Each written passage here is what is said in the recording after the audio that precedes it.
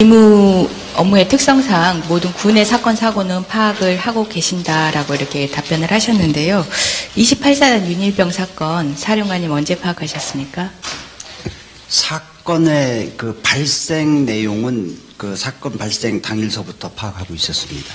사건 발생 단계면 4월 6일 날 파악을 하셨다는 건가요? 4월 6일인가 7일인가 사건 발생 당일서부터 보고를 받았었습니다. 그 즉시 보고를 받으셨고요. 그렇습니다. 예.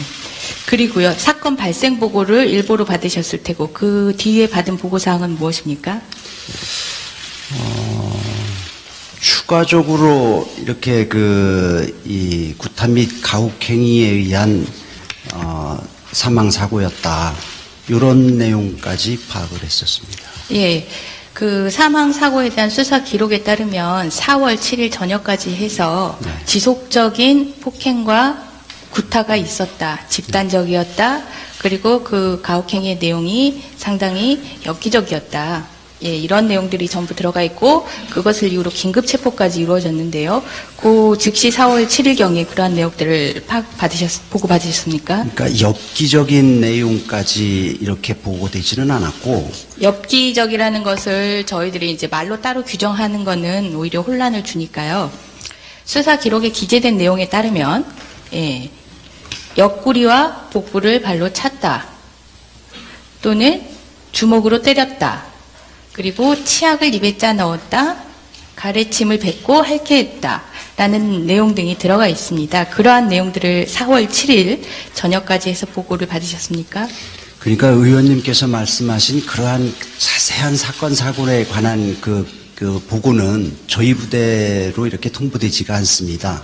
해당 부대에 나가 있는 저희 예하 부대에서 개략적인 상황을 파악해서 실시간에 저희들한테 이렇게 그 보고를 하기 때문에 지금 의원님께서 말씀하신 그런 내용하고는 조금 차이가 있을 수가 있습니다. 네, 그럼 파악하신 개략적인 내용은 어떤 것입니까? 4월 7일 저녁에.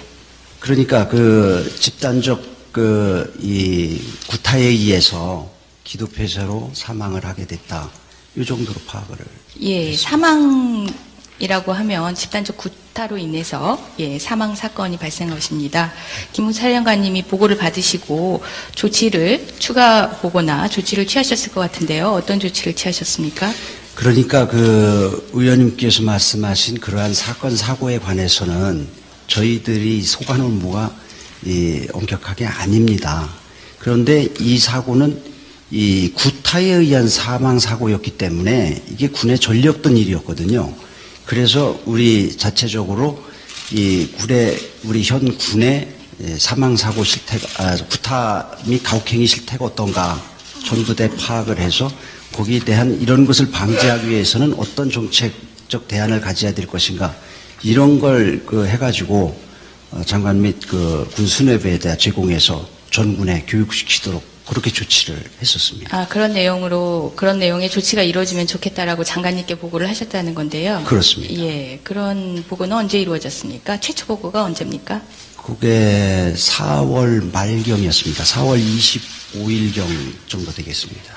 그러니까 기무사령관님께서 아신 거는 4월 7일인데, 예, 상관에게 보고한 거는 4월 말.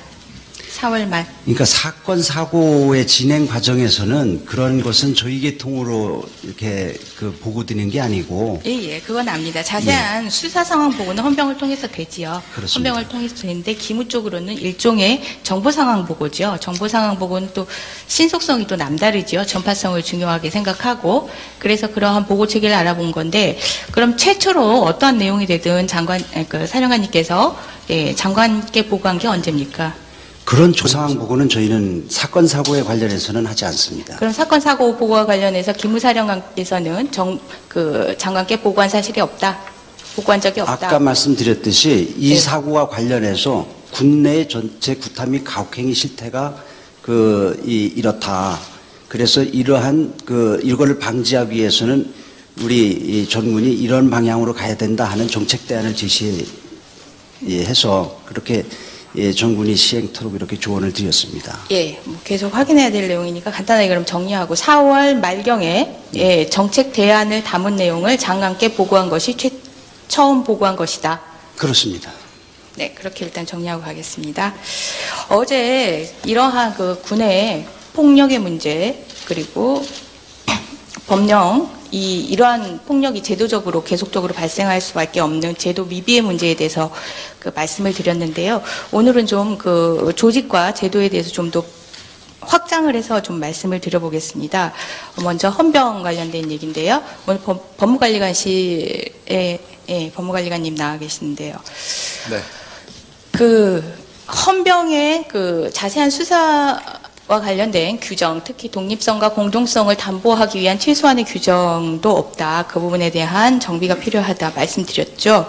네네. 추가적으로 헌병은 수사뿐만 아니라 행정 업무도 하고 있지 않습니까? 예. 예. 그 행정 업무와 관련된 그 권한의 근거가 어디에 법률 명령 어디에 어떤 내용으로 규정되어 있습니까?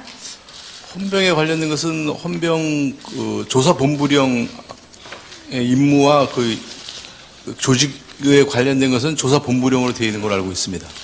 예, 지금 헌병과 관련해서 수사와 관련해서는 군사법원법과 그다음에 그 군형법에 그 권한의 근거가 명시되어 있는데요. 저희들이 살펴봤는데 헌병의 군 행정경찰 임무에 대해서는 법령에까지는 규정되어 있는 바가 없었습니다. 예, 훈령에 의해서 지금 그 운영을 하고 있습니다. 그런 점이 가장 큰 문제고요.